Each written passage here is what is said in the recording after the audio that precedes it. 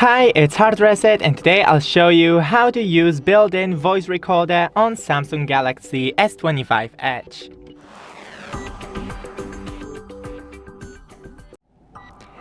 First, open the voice recorder.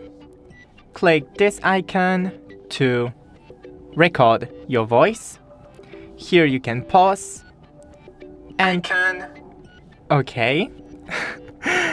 You can record more and end the recording.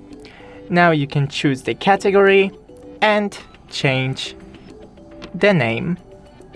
Now save, and as you can see, it is saved. That's it. Don't forget to leave a like and see you in the next one.